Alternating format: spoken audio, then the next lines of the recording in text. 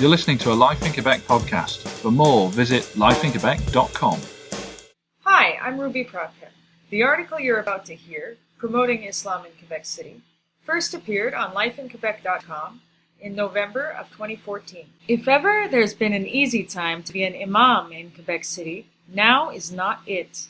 The divisions stirred up by the infamous Charter of Values still rear their heads every time Islam is mentioned, and the murders of 2 Canadian soldiers by Quebec-born Muslim converts raised concerns in the media that young men were being pushed to adopt a radical Islamic State-inspired version of Islam.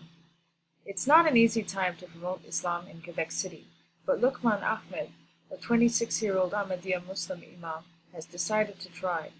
With pizza, pop, and free Qur'ans, he and 3 of the members of his congregation attempted to win hearts and minds Wednesday evening, this was in late November 2014, at a community center on Rue Boivin in Ste-Foy. Ahmed is originally from Pakistan. He lived in Toronto for 7 years before arriving in Quebec City this summer to learn French and minister to the city's tiny Ahmadiyya community. I feel very welcome in Canada and in Quebec so far, he says. Canadians are very tolerant and welcoming people, and they don't target Muslims unjustly. I've never been targeted unjustly. But there's a lot of misinformation about Islam, and due to misinformation, there could be misunderstandings. There's definitely a need to educate people. When you love something, and it's being portrayed in a negative sense, you want to correct that, he adds. If I don't do my part to say that Islam doesn't condone terrorism, people may connect the dots and associate such things as are going on with ISIS with the faith. But what's happening now is not supported by Islam.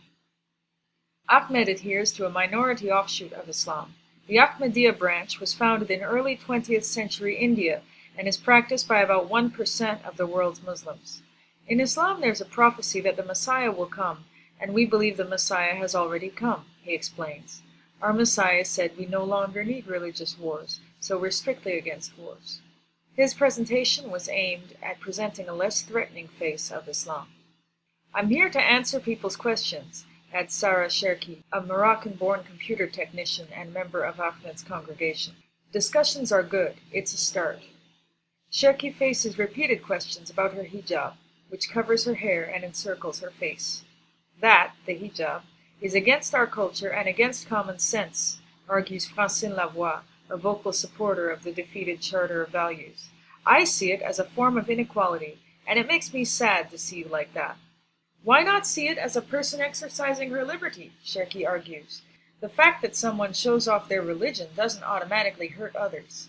You should be yourself, counters Lavoie. I am myself like this.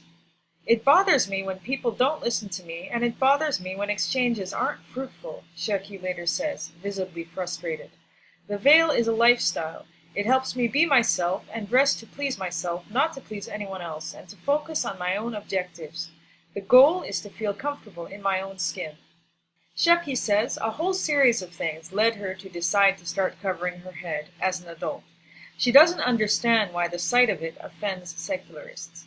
It's not human to deny me the hijab, she says. It's my right to wear it, and it's someone else's right to wear a miniskirt. The event guest book is filled with positive comments. Pretty exhibition. Interesting to see another facet of Islam. But not everyone was convinced of Cherki and Ahmed's good intentions. We'll never understand each other, Lavoie said. Never, ever. Thank you for listening to the Life in Quebec podcast. For more news, commentary, editorials and opinion, visit lifeinquebec.com/podcast.